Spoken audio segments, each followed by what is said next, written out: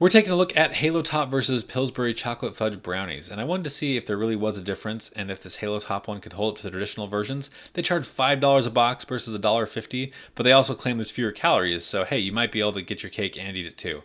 Opening it up, the dry powder seemed fairly normal. Definitely have a fake sweetener taste like that erythritol did shine through, but if that doesn't bother you, you probably won't notice much of a difference.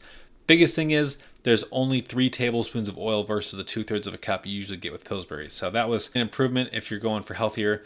And then mixing it together, it was fairly normal. It was a shade lighter, and then the taste itself was actually pretty good as batter. So if you look really closely, yeah, it's pretty normal. Putting it into the pan itself, it kind of just spread out. I would definitely recommend doing a small pan though, because it wouldn't fit in a 13 by 9. Also, there's a laxative effect that might happen if you eat too much of these, so ye be warned. Anyway, coming up next, we got the Pillsbury one here, and it's got 2/3 of a cup of oil, so there's quite a bit more calories from that right away. And then there's also an additional egg, and it mixed up just perfectly. I mean, this is just your classic brownie mix. I'm not really a big fan of Pillsbury, but this is just fine, and it seemed a lot more normal in the color and everything that I was expecting from brownies. It also fit in a 13 by 9 way better. After they came out of the oven though, the one from Halo Top kind of was this one complete unit. We didn't overbake it either. We followed the instructions to a T.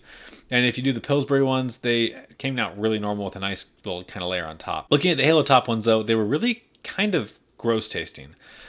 They're definitely not worth 90 calories a pop. If these were like 10 or 15 calories each, I'd say it's worth it. But other than that, the taste wasn't great. It didn't have a really good chocolate flavor, and it was really dry. So wouldn't really recommend that one. The Pillsbury ones, on the other hand, were your classic brownie. Really liked them, and I would recommend those every time over Halo Top. So unfortunately, these Halo Top ones, they're not as good flavor-wise. They cost almost triple the amount, and it's just not worth it. If you're going to have a brownie, eat less of the good ones if you want to be healthy, but don't expect them to be any good.